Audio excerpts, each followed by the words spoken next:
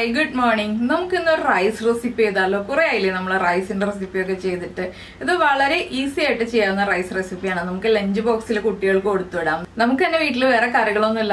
easy lunch recipe. Lunch and dinner easy to prepare.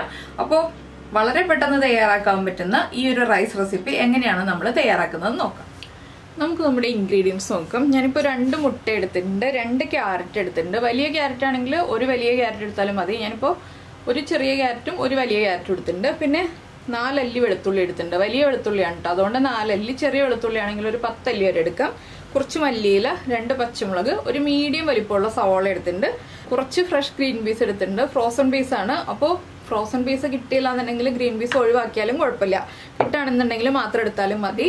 പിന്നെ നമുക്ക് വേണ്ടത് 240 ml കപ്പിൽ 1 കപ്പ് റൈസ്, ബസ്മതി റൈസ് ആണ്. അത് വേവിക്കുന്നതിന് മുന്നേ ഉള്ള അളവാണ് ട്ടോ.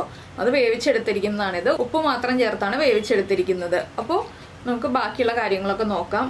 ക്യാരറ്റ് ഗ്രേറ്റ് ചെയ്തെടുക്കണം, അതുപോലെ തന്നെ പച്ചമുളക് ഒന്ന് കട്ട് ചെയ്തെടുക്കണം, വെളുത്തുള്ളി ചെറുതായിട്ട് ചോപ്പ് ചെയ്തെടുക്കണം, മല്ലിയില കട്ട് ചെയ്തെടുക്കണം. ഇതെല്ലാം കട്ട് ചെയ്ത് കഴിഞ്ഞിട്ട് ഞാൻ കാണിക്കാം എങ്ങനെയാണ് കട്ട് ചെയ്തിരിക്കുന്നത് എന്നുള്ളത്. ഇപ്പോൾ നമ്മൾ ക്യാരറ്റ് ഗ്രേറ്ററിന്റെ വലിയ ഹോളുള്ള പോർഷൻ ഉണ്ടല്ലോ, അതിലൂടെ ഗ്രേറ്റ് ചെയ്തെടുത്തിട്ടുണ്ട്. ഗ്രേറ്ററിന്റെ ചെറിയ ഹോളുള്ള പോർഷനിൽ കൂടെ ഗ്രേറ്റ് ചെയ്തിട്ടോ, തീരെ ചെറുതായിട്ട് ഗ്രേറ്റ് ചെയ്തെടുക്കരുത്. പിന്നെ പച്ചമുളക് ഇതുപോലെ ചെരിച്ച് കട്ട് ചെയ്തെടുത്തിട്ടുണ്ട്, വെളുത്തുള്ളി ചോപ്പ് ചെയ്തെടുത്തിട്ടുണ്ട്, സവാള ചെറിയ ക്യൂബ്സ് ആയിട്ട് കട്ട് ചെയ്തെടുത്തിട്ടുണ്ട്, മല്ലിയിലയും ചെറുതായിട്ട് കട്ട് ചെയ്തെടുത്തിട്ടുണ്ട്. ഇനി നമുക്ക് കുക്കിംഗ് സ്റ്റാർട്ട് ചെയ്യാം. ഇപ്പോൾ നമ്മളൊരു പാൻ ചൂടാക്കാൻ വെച്ചിട്ടുണ്ട്. പാനിലേക്ക് ഞാൻ സൺഫ്ലവർ ഓയിലാണ് കേട്ടോ ചേർക്കുന്നത്. കുറച്ച് ഓയിൽ വേണം. എന്താണെന്ന് വെച്ചാൽ നമുക്ക് നമ്മുടെ വെജിറ്റബിൾസ് കുക്ക് ചെയ്യാനും എല്ലാം ആവശ്യമായ ഓയിൽ വേണം. ഇനി ഓയിലൊന്ന് ചൂടായി വരുമ്പോൾ നമുക്കിതിലേക്ക് നമ്മൾ ചോപ്പ് ചെയ്ത് വെച്ചിരിക്കുന്ന വെളുത്തുള്ളി, അതുപോലെ തന്നെ പച്ചമുളക്, സവാള, ഇത്രയും കാര്യങ്ങൾ ചേർക്കുക.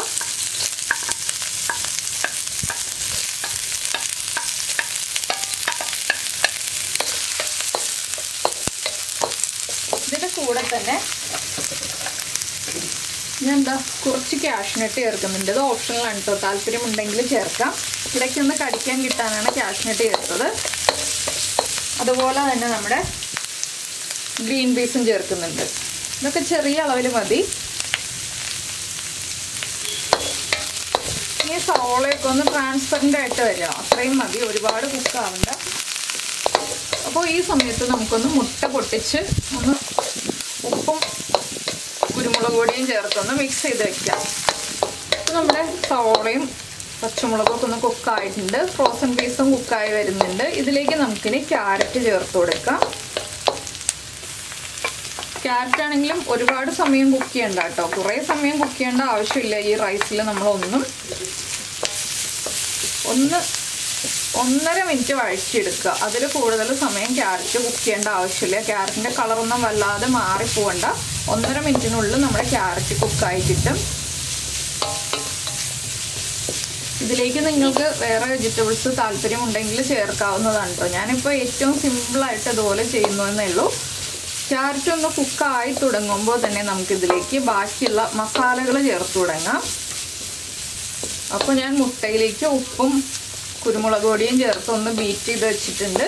ഇനി നമുക്ക് വെജിറ്റബിൾസിലേക്ക് ഒരു 1/4 ടീസ്പൂൺ എരിവുള്ള മുളക് പൊടിയാണ് ഞാൻ ചേർക്കുന്നത്. നല്ല എരിവുള്ള മുളക് പൊടിയാണ്, അതുകൊണ്ടാണ് 1/4 ടീസ്പൂൺ ചേർക്കുന്നത്. ഫ്ലെയിം കുറച്ച് വെച്ചിട്ട് ചേർക്കാം കേട്ടോ. അതുപോലെ 1/2 ടീസ്പൂൺ മഞ്ഞൾപ്പൊടി, 1/2 ടീസ്പൂൺ കുരുമുളക് പൊടി, പിന്നെ ഒരു 1/4 ടീസ്പൂൺ ഗരം മസാലപ്പൊടി. നമ്മൾ റൈസിൽ ഉപ്പ് ചേർത്തതാണ്, അതുകൊണ്ട് വീണ്ടും ഇപ്പോൾ ഈ ഒരു സവോളയ്ക്കൊന്നും ഞാൻ ഉപ്പ് ചേർക്കുന്നില്ല. മുട്ടയിൽ ഉപ്പ് ചേർത്തിട്ടുണ്ട്, അതുകൊണ്ട് തന്നെ ഉപ്പ് ചേർക്കണ്ട കേട്ടോ.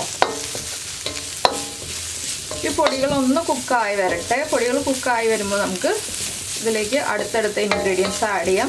ഒരു 7 മിനിറ്റ് 8 മിനിറ്റ് ഉണ്ടെങ്കിൽ നമുക്ക് ഈ റൈസ് റെഡി ആക്കി എടുക്കാവുന്നതേ ഉള്ളൂ. മാക്സിമം 7-8 മിനിറ്റിൻ്റെ ആവശ്യമുള്ളൂ. എന്താണെന്ന് വെച്ചാൽ നമ്മൾ ബാക്കി റൈസ് കുക്ക് ചെയ്ത് വയ്ക്കാനുള്ള സമയം മാത്രമേ നമുക്ക് ആവശ്യമുള്ളൂ. ബാക്കിയുള്ളതെല്ലാം വേഗം കഴിയുന്ന കാര്യങ്ങളാണ്. ഇനിയിപ്പോൾ നമുക്കിതിലേക്ക് ഈ ഒരു വെജിറ്റബിൾസ് ഒരു സൈഡിലേക്ക് മാറ്റി വയ്ക്കാം. എന്താണെന്ന് വെച്ചാൽ നമ്മുടെ മുട്ടയൊന്ന് സ്ക്രാമ്പിൾ ചെയ്തെടുക്കണം. അതിന് വേണ്ടിയിട്ടാണ് നമ്മൾ വെജിറ്റബിൾസ് ഒരു സൈഡിലേക്ക് മാറ്റി വയ്ക്കുന്നത്. കുറച്ച് ഓയിൽ ഒഴിച്ചു കൊടുക്കാം നമുക്ക് ആദ്യം. ഞാൻ കുറച്ച് ഓയിൽ ഒഴിക്കുന്നുണ്ട്, ഒരുപാട് ഓയിൽ ഒഴിക്കുന്നില്ല. ഇതിലേക്ക് നമ്മൾ റെഡിയാക്കി ബീറ്റ് ചെയ്ത് വെച്ചിരിക്കുന്ന മുട്ട ചേർത്ത് കൊടുക്കുക. മുട്ടയുടെ എണ്ണ ഒക്കെ കൂട്ടണം എന്നുണ്ടെങ്കിൽ നിങ്ങൾക്ക് കൂട്ടിയെടുക്കാവുന്നതാണ് കേട്ടോ.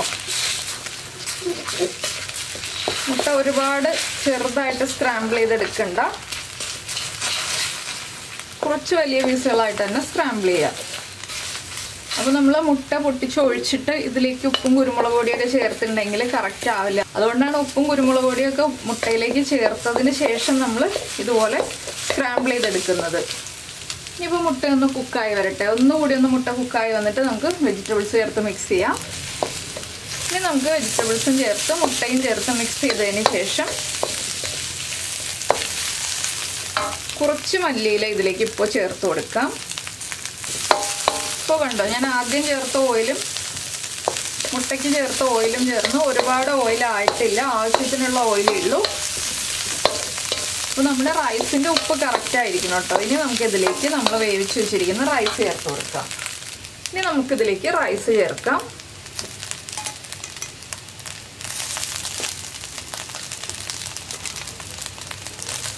അപ്പോൾ റൈസിൻ്റെ അളവ് പറഞ്ഞത് മറക്കണ്ട.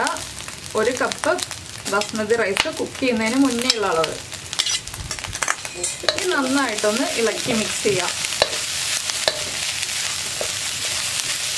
അപ്പോൾ നമ്മുടെ ഈസി ക്യാരറ്റ് എഗ് റൈസ് ഇതാ റെഡി ആയി കഴിഞ്ഞു. ഇത്രയേ ഉള്ളൂ നമ്മുടെ റൈസിൻ്റെ പരിപാടി. നിങ്ങൾ എന്തായാലും ഉറപ്പായിട്ടും ഉണ്ടാക്കി കുട്ടികൾക്ക് ലഞ്ച് ബോക്സിൽ കൊടുത്തുവിടുക. ഇല്ലെങ്കിൽ പെട്ടെന്ന് ഒന്ന് റൈസ് വേണം, നമ്മൾ ചോറിന് കറികളൊന്നും വയ്ക്കാൻ സമയമില്ലാന്നുണ്ടെങ്കിൽ ബസ്മതി റൈസ് വീട്ടിലുണ്ടെങ്കിൽ വേഗം തന്നെ വേവിച്ച് എടുത്തിട്ട് ഇതുപോലെ റൈസ് പ്രിപ്പയർ ചെയ്തെടുത്തോളൂ.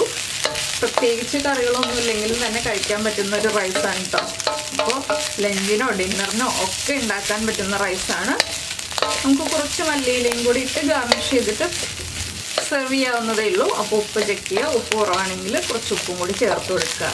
റൈസും മുട്ടയും എല്ലാം ചേർന്നിട്ട് ഉപ്പ് ചെക്ക് ചെയ്യുക. ഞാൻ ഫ്ലെയിം ഓഫ് ചെയ്യാണ്. അപ്പോൾ നമ്മുടെ ചാനൽ ആദ്യമായിട്ട് കാണുകയാണെങ്കിൽ നമ്മുടെ ചാനൽ ഒന്ന് സബ്സ്ക്രൈബ് ചെയ്ത് സപ്പോർട്ട് ചെയ്യണേ. ബാക്കി കാര്യങ്ങളൊക്കെ ഞാനിനി സെർവ് ചെയ്തിട്ട് പറയാം. അപ്പോൾ നമ്മുടെ ക്യാരറ്റ് എഗ് റൈസ് നമ്മൾ പ്രസൻറ്റ് ചെയ്തിട്ടുണ്ട്. ഇതിൻ്റെ കൂടെ നിങ്ങൾക്ക് വേണമെന്നുണ്ടെങ്കിൽ ഒരു സിമ്പിൾ റൈത്ത കൂടെ കഴിക്കാം കേട്ടോ, അത്രയും മതി. അപ്പോൾ എന്തായാലും എല്ലാവരും ട്രൈ ചെയ്ത് നോക്കിയിട്ട് ഇഷ്ടമായി കഴിഞ്ഞിട്ടുണ്ടെങ്കിൽ ഒന്ന് ലൈക്ക് ചെയ്യാനും അതുപോലെ ഇഷ്ടമായോ ഇല്ലയോ എന്നൊന്ന് കമൻറ്റ് ചെയ്യാനും മറന്നു പോകരുതേ. അപ്പോൾ എന്തായാലും നമുക്ക് നമ്മുടെ അടുത്ത റെസിപ്പിയുമായിട്ട് അടുത്ത ദിവസം വീണ്ടും കാണാം.